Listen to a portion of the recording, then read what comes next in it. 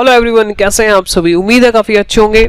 Sir इतने दिन से कहाँ बिजी थे, कहाँ गायब थे। हमने आपको कमेंट्स भी किया, आपने रिप्लाई नहीं किया। Friends I am really very sorry.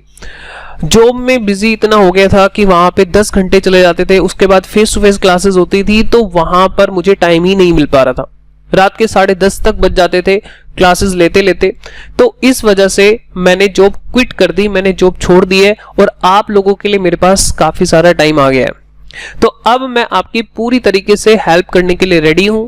तो चलिए, अगर आप क्लास 11th के स्टूडेंट्स हैं तो यहां से आप अपनी अकाउंटेंसी को स्टार्ट कर सकते हैं। और अगर आप क्लास 12th के स्टूडेंट हैं या बीकॉम फर्स्ट ईयर के हैं या सेकंड ईयर के स्टूडेंट्स हैं जो इस वीडियो को देख रहे हैं, तो फ्रेंड्स चिंता मत करो, आप लोगों के लिए भी मैं चैप्टर वाइज वीडियोस लेकर आने वाला हूं। आप मुझे बताइए किस चैप्टर में आपको मुश्किलें आ रही हैं, किस चैप्टर के कॉन्सेप्ट्स आपके वीक रह गए हैं। तो उस चैप्टर को, जिसपे सबसे ज्यादा कमेंट्स रहेंगे, वो चैप्टर हमारा प्रायोरिटी पे रहेगा, उसको सबसे ज्यादा प्रेफरेंस हम देंगे और उसके बाद जो बाकी के चैप्टर्स है वो कवर करेंगे।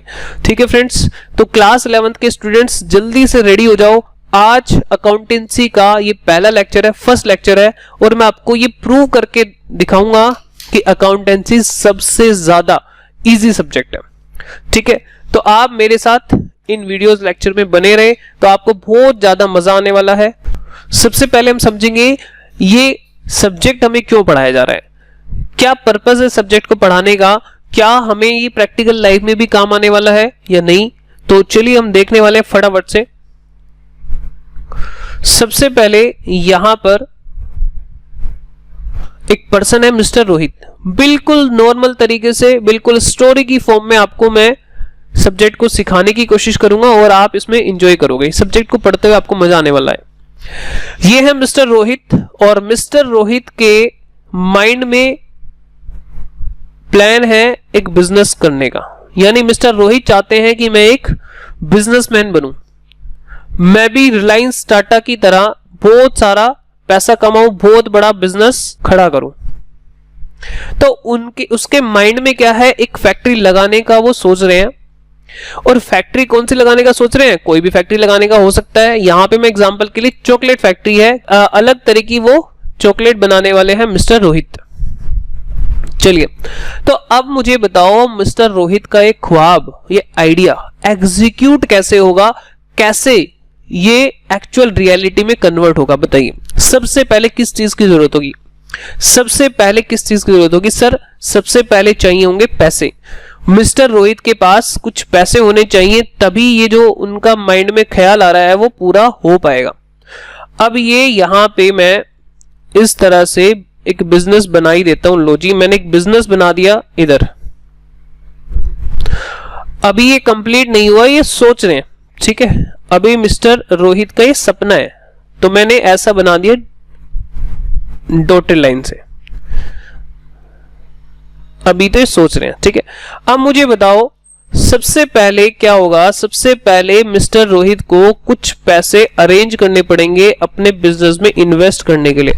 और मान लो रोहित ने पैसा अरेंज कर लिया, कहीं से भी अरेंज कर लिया, हो सकता है दोस्तों से लिया, हो सकता है बैंक से लोन लिया हो सकता है कुछ घर का सामान बेच के इकट्ठा किया हो, जैसे मर्जी हो। यहां पे उसने पैसा इकट्ठा कर लिया और उसने उसको बिजनेस में इन्वेस्ट कर दिया, नहीं बिजनेस को दे दिया। और यहां पे हम ले लेते हैं 10 लाख रुपीस।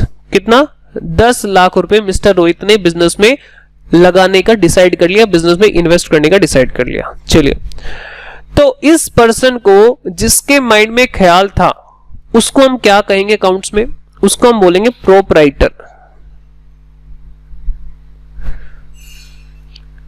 इसे आपको याद रखना है। जिस पर्सन ने बिजनेस में पैसा लगाया है उसको हम बोलते हैं प्रोपराइटर। याद रखना है इसको। ये कुछ अकाउंटिंग टर्म्स है जो कि आपको इस लैंग्वेज को समझने के लिए जरूरी है। सर आपने लैंग्वेज क्यों बोला, अभी समझ में आ जाएगा। अकाउंटेंसी एक लैंग्वेज है, कुछ देर के बाद ये बात समझ में आ जाएगी। चलिए आगे चलते हैं। इसने क्या किया, बिजनेस को कितने पैसे दिए, 10 लाख रुपए दिए। तो यहां पे इसको क्या बोला जाएगा, कैपिटल। इसने बिजनेस में कितना रुपए लगाया, 10 लाख रुपए, उसको हम क्या कहेंगे, कैपिटल बोलेंगे। चलिए, अब यहां पर देखो ये बिजनेस अभी बना नहीं है, अभी तो सिर्फ पैसे आए हैं मालिक की तरफ से। अब या तो रोहित खुद या किसी पर्सन को यहां पर अपॉइंट करेगा ताकि बिजनेस को मैनेज किया जा सके। मैंने ये बोला या तो रोहित खुद, मान लो रोहित को इतनी समझ है, रोहित काफी ज्यादा एजुकेटेड है, उसने एमबीए किया है या उसने सीए किया है, मतलब काफी अच्छी क्वालिफिकेशन उसके पास है और वो उसको लगता है कि मैं बिजनेस को मैनेज कर सकता हूं, तो रोहित खुद भी बिजनेस को मैनेज कर सकता है। या फिर रोहित कहता है नहीं जी मेरे पास तो पैसे हैं लगाने के लिए, मैनेज करने के लिए मैं किसी पर्सन को अपॉइंट करना चाहता हूं, यानी मैं किसी पर्सन को जॉब पे रखना चाहता हूं, तो ऐसा भी पॉसिबल है। तो यहां पे मिस्टर रोहित ने एक पर्सन को अपॉइंट किया जिसके पास अच्छा मैनेजमेंट की स्किल थी, यानी अच्छा मैनेजर था वो, उसने एमबीए क्वालिफाई किया था और उसके पास एक अच्छा एक्सपीरियंस भी था। एमबीएस ने करा हुआ है, मास्टर ऑफ बिजनेस एडमिनिस्ट्रेशन, तो उसने यहां पे क्या रख लिया, अपनी जॉब उसने उसको प्रोवाइड कर दी कि आप इस फैक्ट्री को सारा जो मैनेजमेंट है आप संभालेंगे। इसका नाम रख दो सर, इसका नाम है मिस्टर एक्स, इसका नाम हम रख लेते हैं मिस्टर एक्स। चलिए, तो यहां पे रोहित कौन है, बिजनेस का मालिक, जिसको हम अकाउंटेंसी में क्या बोलेंगे, प्रोप्राइटर। सर मालिक लिख दो यहां पे, मालिक, लो जी, जिसने बिजनेस में पैसा इन्वेस्ट किया उसको प्रोप्राइटर बोलना है। सर ये हमारे लिए इंपॉर्टेंट है क्या? हाँ, ये इंपॉर्टेंट टर्म्स है जो कि आपको याद रखनी है। प्रोप्राइटर, उसने जो पैसा बिजनेस में लगाया उसको बोलेंगे हम कैपिटल, और यहां पे उसने एक पर्सन को अपॉइंट किया जिसको हम बोलते हैं मैनेजर। ठीक है, तो ये कोई अकाउंटिंग टर्म्स नहीं है, तो नॉर्मल सी बात है कि भाई एक पर्सन को अपॉइंट किया गया है जो बिजनेस को मैनेज करने वाला है। क्या, चलिए अब देखो, सबसे पहले यहां पर अभी फैक्ट्री बनी नहीं है, यहां पे एक पर्सन है, सिर्फ उसके पास पैसे आए 10 लाख रुपए। सर आपने ये बीच में एक लाइन डाली हुई है, बीच में एक लाइन डाली हुई है, ये क्यों डाली हुई है? सुनो ध्यान से, इसका क्या रीजन है। अकाउंटेंसी कहती है कि आपको जब भी आपको अकाउंटेंसी करनी है, यानी अकाउंट्स बनाने हैं, तो आपको ये मानना पड़ेगा, ये अजम्पशन लेनी पड़ेगी कि बिजनेस अलग है और बिजनेस का मालिक अलग है, दोनों सेपरेट हैं, ऐसा आपको मानना पड़ेगा। ठीक है सर, ये कहां पे लिखा हुआ है? हमारी बुक में कहां पर लिखा हुआ है? आपकी बुक में ये लिखा हुआ है चैप्टर नंबर 3 में, पेज नंबर आप देख लेना किस पेज पर है, लेकिन ये आपके चैप्टर 3 में कॉन्सेप्ट है जिसका नाम है business entity concept. Business entity concept, अगर आपको पता होगा, अगर आपके पास बुक होगी तो स्टार्टिंग के 4 चैप्टर आपके थ्योरी के हैं, उसके बाद आपके प्रैक्टिकल क्वेश्चन स्टार्ट हो जाते हैं। तो आपके पास ये वाली बुक होनी चाहिए, ये टीएस ग्रेवाल सर की बुक है, काफी ज्यादा अच्छे उत्तर हैं, तो all over TS Grewal book काफी ज्यादा फेमस है, तो इस बुक से आपको पढ़ना है। चलिए, तो यहां पे बात कर लेते हैं, ये हमारा क्या है, थ्योरी का कॉन्सेप्ट है जिसको हम साथ साथ कवर भी करेंगे, लेकिन अभी आप समझना है ये कॉन्सेप्ट ये कहता है जब भी आप अकाउंटिंग करेंगे तो आप ये मानेंगे कि बिजनेस अलग है, बिजनेस का मालिक अलग है, दोनों को मिक्स नहीं करेंगे। सर ऐसा क्यों हुआ, ऐसा इस कॉन्सेप्ट में क्यों लिखा हुआ है? इसका रीजन भी आपको कुछ टाइम के बाद पता चल जाएगा। चलिए, तो अब हुआ क्या, यहां पर मैनेजर साहब के पास कितने लाख रुपए आ गए? 10 लाख रुपए यहां पर आ गए। अब सोच के देखो, अगर मैनेजर की जगह आप हो तो आप क्या डिसीजन लोगे? भाई सीधी बात है, हमें क्या करना है, हमें फैक्ट्री लगानी है। क्या करना है? हमें फैक्ट्री लगानी है। तो हमें फैक्ट्री लगाने के लिए किस चीज की जरूरत हो? सबसे पहले तो सर जगह की जरूरत होगी, क्योंकि हमारे पास अगर जगह ही नहीं होगी तो हम कैसे काम कर पाएंगे? तो हम काम नहीं कर पाएंगे। तो सबसे पहले हमें जगह की जरूरत होगी। अच्छा, कोई जगह चाहिए होगी हमें, ठीक है, जिस पर अपना काम कर पाएंगे। देखो आजकल या तो हो सकता है आप रेंट पे ले लीजिए, या हो सकता है आप लैंड खरीद लीजिए, उसके आप अपने हिसाब से कंस्ट्रक्ट कराइए, या हो सकता है आप बनी बनाई लैंड एंड बिल्डिंग खरीद सकते हैं। तो मैं यहां पे मान के चल रहा हूं कि उन्होंने लैंड एंड बिल्डिंग खरीद लिया, परचेज्ड लैंड एंड बिल्डिंग।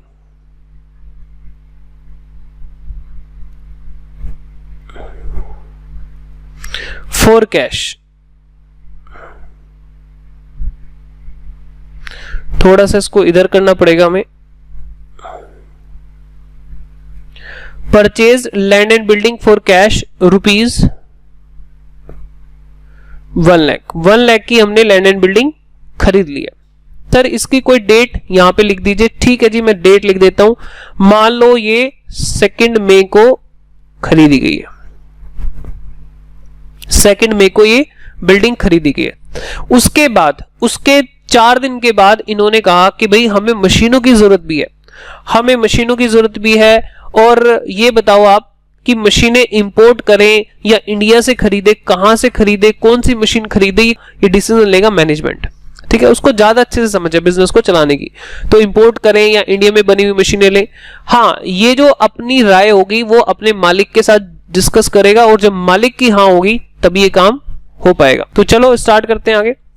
तो मैनेजर ने यहां पर 4 मई को क्या करा, यहां पे मशीन खरीदी। Purchased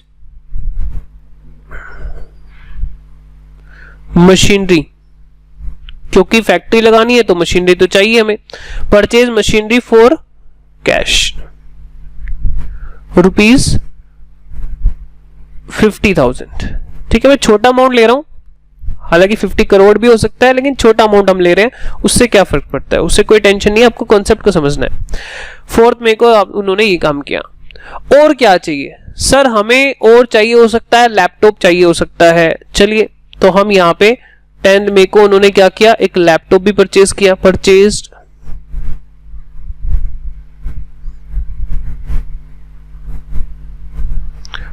for cash. सर आप सभी कुछ कैश में ही खरीद रहे हो, उधार भी तो हो सकता है। हाँ बिल्कुल हो सकता है, सभी बातें धीरे धीरे सिखाऊंगा। अभी बिल्कुल सिंपल एग्जांपल हम ले रहे हैं। तो मान लो 20,000 का कोई लैपटॉप उन्होंने खरीद लिया है, तो आप इस अमाउंट पर मत जाइए, ये 40 का हो सकता है। ठीक है, मैंने 20 का ले लिया है, तो आप इस पर मत जाइए, इस पे टेंशन मत लीजिए कि इतना सस्ता कैसे। आपको कॉन्सेप्ट समझना है, मेन उसके ऊपर फोकस रखना है। 2 मई, चलिए फिर इसके बाद उन्होंने क्या किया कि भाई कुछ फर्नीचर भी परचेज किया, कुछ टेबल खरीदी, मतलब एक सेटअप उनको लगाना है। कोई कस्टमर आएगा तो उसको हम कहाँ बिठाएंगे, ऐसा तो नहीं कह सकते कि चलो भैया नीचे बैठ जाओ, है ना, वो भाग जाएगा वैसे ही। तो हमने कुछ फर्नीचर भी परचेज किया। यहाँ पे 20 मई ले लेते हैं। 20 मई को उन्होंने क्या किया, परचेज्ड ऑफिस फर्नीचर, चेयर है, टेबल है, वो परचेज की उन्होंने रुपीज 30,000। तो यहां पे तो सर बहुत सारी चीजें हो सकती हैं जो कि हम खरीद सकते हैं। हाँ बिल्कुल हो सकती हैं, जैसा भी आपका बिजनेस का नेचर है उसी के हिसाब से आपको आगे यहां पे चीजें खरीदनी है, और इनकी कोई लिमिट नहीं है। आपको जिस चीज की भी जरूरत है आप वो परचेज कर सकते हैं। सर यहाँ पे खर्चे भी होंगे, बिल्कुल होंगे भाई, खर्चे भी होंगे, सभी चीजें आएंगी, खर्चे भी होंगे। जो हम मैन्युफैक्चर करेंगे हम उसको गुड्स बोलते हैं। चलो ये भी बात बताऊंगा, गुड्स किसको बोला जाता है धीरे धीरे। तो बहुत सारी चीजें होने वाली हैं। अभी तो हम एक छोटा सा एग्जांपल ले रहे हैं। चलिए, तो ये इनकी कोई लिमिट नहीं है, बढ़ती चली जाएंगी। खर्चे आएंगे, rent paid, salary paid, telephone का बिल हमने दिया, इंटरनेट का बिल दिया, तो बहुत सारी चीजें आने वाली हैं। तो चलिए अब एक छोटी सी मैं बात आपके साथ डिस्कस कर रहा हूं। इनको क्या बोला जाता है, जो ये सभी चीजें हैं इनको बोला जाता है बिजनेस ट्रांजैक्शंस। बिजनेस ट्रांजैक्शंस, ठीक है सर, बिजनेस के लेन देन, बिजनेस के ट्रांजैक्शंस हैं। चलिए अब सबसे पहला जो ट्रांजैक्शन था, सबसे पहला ट्रांजैक्शन ये था कि बिजनेस के पास पैसा आया है। ठीक है, बिजनेस के पास पैसा आया और फिर इस पैसे को यहां पर स्पेंड किया गया। हमने खर्च कितना किया, हमने लैंड एंड बिल्डिंग पे 1 लाख रुपए खर्च कर दिया, हमने प्लांट एंड मशीनरी पे 50,000 रुपए खर्च कर दिया, लैपटॉप पे 20,000 खर्च हो गया, और यहाँ पे 30,000 हमारा ऑफिस फर्नीचर पे खर्च हो गया। तो हमारे पास कुछ कैश अभी भी बचा है। अब यहां पे मैं आपको समझाने वाला हूं, इन ट्रांजैक्शन को कहते हैं बिजनेस ट्रांजैक्शन। अब देखो यहां पे जो मैनेजर है, अब यहाँ पे आप जैसे देख सकते हैं कि मैनेजर एक साथ बड़े सारे काम करता है, क्योंकि मैनेजमेंट में काफी ज्यादा दिमाग भी लगता है, काफी ज्यादा मेहनत लगती है, एक साथ बड़ा सभी चीजों को मैनेज करना कोई इजी टास्क नहीं है। तो यहाँ पे क्या है, मैनेजर यहाँ पे इन सभी ट्रांजेक्शन्स को क्या रिकॉर्ड करना चाहिए कि नहीं करना चाहिए, बिल्कुल रिकॉर्ड करना चाहिए। तो यहाँ पे मिस्टर रोहित ने बोला मिस्टर एक्स को, मिस्टर एक्स जी आप एक काम करिए, आपने क्योंकि एमबीए करा हुआ है तो आपने अकाउंट्स भी पढ़ रखा होगा, तो आप इन ट्रांजेक्शन को रिकॉर्ड कर लीजिए। तो जो मैनेजर साहब वो कहते हैं सर देखो इतना तो पॉसिबल नहीं हो पाएगा, हाँ अकाउंट्स की समझ मुझे है बट मैं सारे काम नहीं कर सकता, मेरे पास ऑलरेडी बड़े सारे काम है, तो इसलिए आप इन ट्रांजैक्शंस को रिकॉर्ड करने के लिए किसी और पर्सन को अपॉइंट कर लो। तो मिस्टर रोहित ने यहां पे एक पर्सन को अपॉइंट किया जिसका नाम है अकाउंटेंट। क्या नाम है? अकाउंटेंट। अब उस अकाउंटेंट का जो काम है इन ट्रांजैक्शंस को रिकॉर्ड करना है। एक पर्सन को अपॉइंट किया जिसका नाम है अकाउंटेंट। चलिए मैं अकाउंटेंट यहां पे, ये लो जी मिस्टर अकाउंटेंट जी आ चुके हैं, और मिस्टर अकाउंटेंट जी का काम क्या है, इन बिजनेस के ट्रांजैक्शन को रिकॉर्ड करना। मिस्टर वाई इनका नाम रख देते हैं, इनको अपॉइंट किया गया है, 40,000 पर मंथ इनको सैलरी दी जाएगी। इनका काम क्या है, इनका काम इन ट्रांजैक्शंस को रिकॉर्ड करना है, इन बिजनेस के लेन देन को रिकॉर्ड करना है। सर किस लैंग्वेज में रिकॉर्ड करना है? लैंग्वेज होनी चाहिए बिजनेस की लैंग्वेज, और बिजनेस की लैंग्वेज कौन सी होती है? अकाउंटेंसी। अकाउंटेंसी हमारी क्या है? बिजनेस की लैंग्वेज है। तो उस लैंग्वेज में अगर आप रिकॉर्ड कर पाओगे तो ही आपको 40,000 मिलेंगे, अदरवाइज आपको नहीं मिलेंगे। ठीक है, इंग्लिश, हिंदी, तमिल, तेलुगु, पंजाबी में रिकॉर्ड करने के पैसे आपको नहीं दिए जाएंगे, क्योंकि उसके लिए आपको कॉमर्स लेने की जरूरत क्या थी? आप तो 5वीं क्लास वाला बच्चा भी उसको हिंदी में तो रिकॉर्ड कर ही सकता था। ठीक है, उसके पैसे नहीं मिलेंगे। अगर आपको अकाउंटेंसी ये लैंग्वेज आती होगी तो ही आपको पैसे मिलेंगे। सर एक बार इस लैंग्वेज में रिकॉर्ड करके दिखाओगे? हाँ बिल्कुल दिखाऊंगा, ध्यान से देखिए। तो अकाउंटेंट साहब कैसे रिकॉर्ड करेंगे? सेकंड ट्रांजैक्शन को रिकॉर्ड हम करके दिखा रहे हैं। सर फर्स्ट ट्रांजैक्शन क्या थी? फर्स्ट ट्रांजैक्शन थी ये वाली। फर्स्ट ट्रांजैक्शन हम कब ले लेते हैं? 1 मई को। 1 मई को इन्होंने बिजनेस स्टार्ट किया, तो फर्स्ट ट्रांजैक्शन थी बिजनेस के पास पैसा आया है, बिजनेस के पास पैसा आया है। तो चलिए वहीं से मैं रिकॉर्ड करना शुरू करता हूं। थोड़ा सा आपको रिकॉर्ड करके बताता हूं कि अकाउंट्स की लैंग्वेज में किस तरह से रिकॉर्ड किया जाता है। ठीक है, तो यहां पे रिकॉर्ड किया जाएगा cash account debit to capital, cash account debit to capital account. 10 lakh rupees business के पास आया, तो अकाउंटेंट साहब ने इस बात को रिकॉर्ड कर लिया कि बिजनेस के पास कितने रुपए आए हैं? 10 लाख रुपए आए हैं। अब सर हमें तो ये बात समझ में ही नहीं आ रही है आपने क्या किया है। माय डियर, ये आपको इसलिए नहीं समझ में आ रही क्योंकि आपने इस लैंग्वेज को अभी सीखा नहीं है, आप इसी लैंग्वेज को सीखने वाले हो। तभी मिस्टर वाई को 40,000 दिए जा रहे हैं क्योंकि उनको इस लैंग्वेज की समझ है, अदरवाइज उनको कोई भी पैसे नहीं देता। अगर वो इस चीज को ऐसे लिखते, mister Rohit commenced business with cash ₹10 lakh, English में लिख देते, इंग्लिश में रिकॉर्ड कर लेते, तो कोई उनको पैसे नहीं देता इस बात के। उनको पैसे इस बात के मिलेंगे कि उनको ये लैंग्वेज आती है। चलिए सर दूसरी ट्रांजैक्शन को रिकॉर्ड करके दिखाओ। हाँ जी, 2 मई की जो ट्रांजैक्शन है ये आपकी 1 मई की ट्रांजैक्शन थी, जिसको हमने अकाउंट्स की लैंग्वेज में रिकॉर्ड करके दिखाया। सर हमें नहीं समझ में आ रही, कोई बात नहीं भाई, समझ यही तो समझनी है, मैं थोड़ा सा लिख के दिखा रहा हूं, बाकी इन चीजों को हम धीरे धीरे समझने वाले हैं।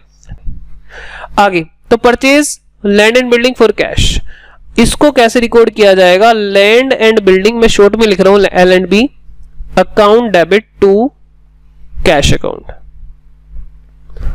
सर ये भी नहीं समझ में आया भैया, मैंने पहले ही बोला है समझ में नहीं आएगा, तो टेंशन मत लो, बस मैं आपको थोड़ा सा लिख के दिखा रहा हूं कि ये और ये एक ही बात है, लेकिन अलग अलग लैंग्वेज में। इंग्लिश में लिखा हुआ है ऊपर लैंड एंड बिल्डिंग खरीदा, तो ऐसे, ये आपका बिजनेस की लैंग्वेज में, तो लैंग्वेज अलग है, इस वजह से आपको थोड़ा सा परेशानी आ रही है क्योंकि इस लैंग्वेज को आप सीखने वाले हो, अभी सीखी नहीं है। तो चलिए, तो धीरे धीरे करके हम इस लैंग्वेज को सीखेंगे, तब जाके हमें ये अमाउंट रिसीव होगा। चलिए, तो अच्छा सर यहाँ पे 40,000 ये देखो, डिपेंड करता है, जितनी ज्यादा अच्छी नॉलेज आपके पास होगी आपकी सैलरी उस हिसाब से ही डिसाइड होगी। तो आप मुझे बताओ यहाँ पर आपको ये सारी बातें समझ में आई? हाँ सर हमें सारी बातें समझ में आई। एक बार रिवाइज करो तो जल्दी से सुनो।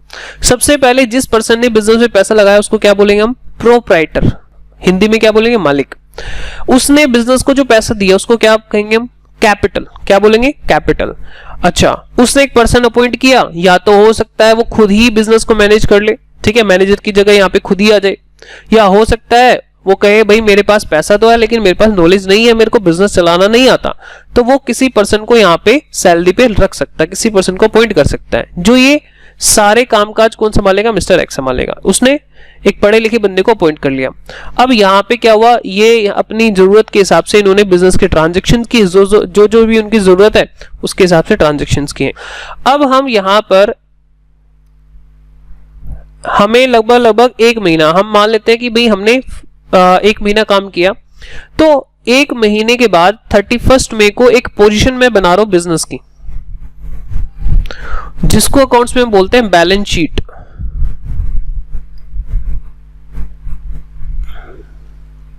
यहां पे एक बिजनेस की पोजीशन बना लेते हैं कि यहां पे बिजनेस का जो ओनर है वो यहां पे देखना चाहता है कि मेरी 31 मई को क्या पोजीशन है। वैसे आपको मैं बताऊं आपकी नॉलेज के लिए कि बैलेंस शीट जो बनाई जाती है वो साल के एंड पर बनाई जाती है। बना हम कभी भी सकते हैं लेकिन नॉर्मली साल के एंड पर बनाते हैं। चलिए, तो यहां पर बैलेंस शीट, इसका नाम है बैलेंस शीट। अब सिर्फ हम इतनी जो हमारी ट्रांजैक्शंस हुई हैं उनके बेसिस पर हम बात कर रहे हैं एक महीने की। हम कब बना रहे हैं? एज एट 31 मई 2021। ये साइड हमारी होती है लायबिलिटी साइड। सर क्या होती है लायबिलिटीज? अभी समझ में आ जाएगा आपको, अभी बताने वाला हूं। रुपीस ये होते हैं एसेट्स। सर आप बताओ जरा ये एसेट्स क्या होते हैं, लायबिलिटीज क्या होती हैं? आपको मैं बोलूं, अगर आपको अभी समझने के लिए, ठीक है, धीरे धीरे आपको क्लियर हो जाएंगी बातें, अभी समझने के लिए ये याद रखो, अगर आपको किसी चीज को देख के बिजनेस में अच्छा लग रहा है तो वो आपके एसेट्स हैं। सिंपल रखने के लिए मैं आपको अभी के लिए बता रहा हूं कि आप जिसको देख के आपको अच्छा लग रहा है, अच्छा कब लगेगा? अगर हमारे पास लैंड एंड बिल्डिंग होगी बिजनेस के अंदर, बिजनेस के पास हमारे पास कैश होगा, बिजनेस में हमारे पास फर्नीचर होगा, जो हमारे पास संपत्ति जिसको बोलते हैं, ठीक है, हिंदी में बोल दिया मैंने, तो उनको देख के हमें अच्छा लगेगा। हमें किसी से पैसे लेने होंगे, उसको भी देख के हमें अच्छा लगेगा कि किसी से पैसे आने वाले हैं। लायबिलिटीज किसको बोलेंगे? लायबिलिटीज हम बोलेंगे कि बिजनेस को अगर किसी को पैसे लौटाने हैं, देने हैं, तो उसको हम बोलेंगे बिजनेस की लायबिलिटीज। लायबिलिटीज को हम इन सिंपल वर्ड्स में याद रखेंगे कि हमारी एक टेंशन है, सरदर्दी है, ठीक है। जैसे हमने बैंक से लोन लिया था तो हमें लौटाना है, तो एसेट्स हमें किसी से लेने हैं या हमारे पास है, और लायबिलिटीज हमें किसी को देने हैं, ठीक है। चलिए, तो थोड़ा सा एक आइडिया लेना है आपको, धीरे धीरे सभी बातें क्लियर होने वाली है। चलिए, तो यहाँ पे हम एक जरा यहाँ पे रिकॉर्ड बनाने की कोशिश करते हैं। हम फाइनेंशियल पोजीशन चेक करते हैं कि यहाँ पे एक महीने के बाद हमारी क्या फाइनेंशियल पोजीशन है। चलिए, अब देखो यहाँ पे कैपिटल यहाँ पे कितना आया? 10 लाख रुपए कैपिटल आया था। 10 लाख रुपए कैपिटल आया था। मैं एक ट्रांजैक्शन से इसको स्टार्ट करूंगा, तो कैश आया, कैश आया, कैश आने से देखो हमारे पास कैश आया, बिजनेस में क्या आया? कैश बढ़ गया। कितना? 10 लाख रुपीस कैश आया, 10 लाख रुपए कैश आया। चलो, और मुझे बताओ कैश तो हमारे पास आया है, क्या ये बिजनेस का अपना पैसा है? नहीं। हमने यहां पे सबसे पहले ही बात की थी कि बिजनेस एंटिटी कॉन्सेप्ट ये कहता है बिजनेस एक अलग पर्सन मानो, बिजनेस को एक अलग एंटिटी मानो, उसको मालिक के साथ मिक्स मत करो। हम अगर अलग एंटिटी उसको मानते हैं तो बिजनेस के पास मिस्टर रोहित से कैश आया है, एक बात है, कैश आया है। अब बिजनेस ने क्या मिस्टर रोहित को कुछ दिया है? नहीं दिया। तो बिजनेस की एक लायबिलिटी होगी टुवर्ड्स मिस्टर रोहित कि वो उसको पैसे पे करेगा। तो जो लायबिलिटी होती है उसको हम बोलते हैं कैपिटल। 10 लाख रुपए। आप हर ट्रांजैक्शन के दो इफेक्ट तो होते ही हैं। आप अपनी प्रैक्टिकल लाइफ में देख लीजिए, अगर आप किसी शॉप पर जाते हैं तो आप क्या करते हैं, आप कुछ पैसे देते हैं और बदले में आप कुछ लेते हैं, ये होता है, ठीक है। तो अकाउंटेंसी में भी कॉन्सेप्ट है जिसको बोलते हैं डुअल एस्पेक्ट।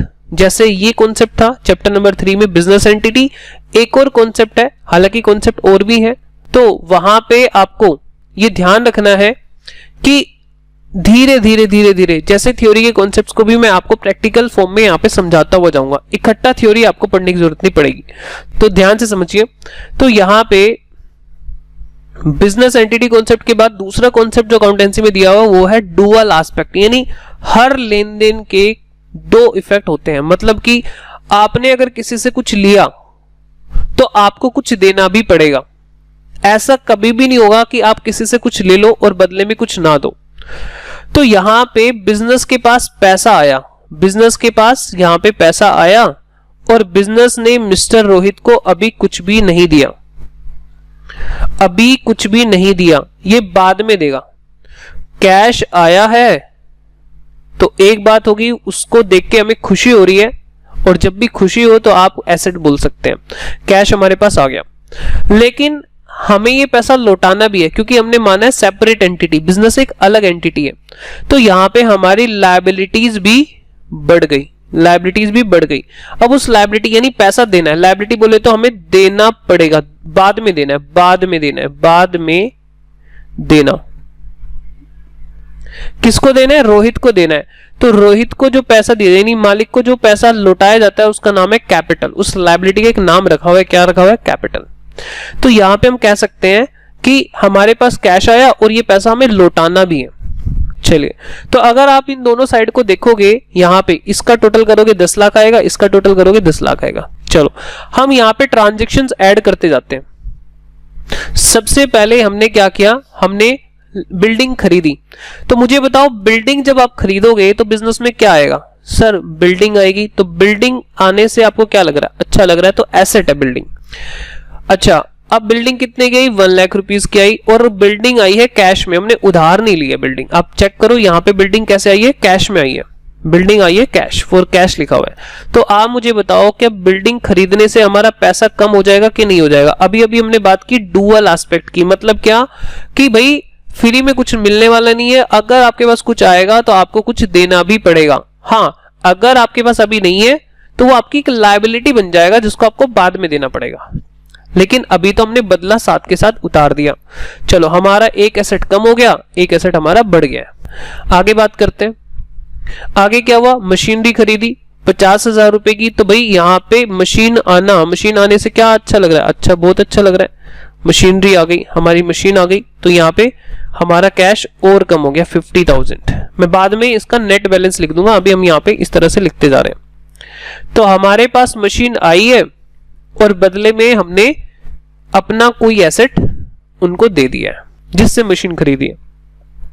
आगे बात करते हैं, purchase laptop for cash 20,000।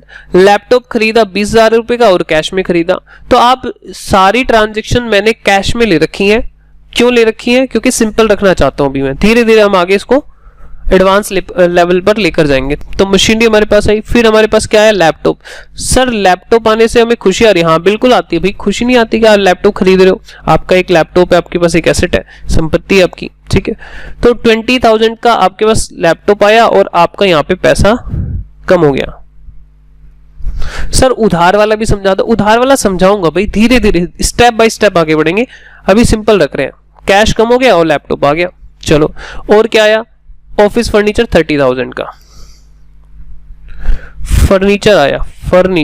Furniture आने से भी हमें अच्छा लगता है, तो 30,000 का फर्नीचर यहां पे आया और हमारे पास कैश कितना कम हो गया, 30,000 से कैश कम हो गया। अभी मैं इसको फाइनल नेट बैलेंस करके लिख दूंगा। बस हमने इतनी ट्रांजैक्शन की है मई के मंथ में और हमने इससे ज्यादा कुछ भी नहीं किया।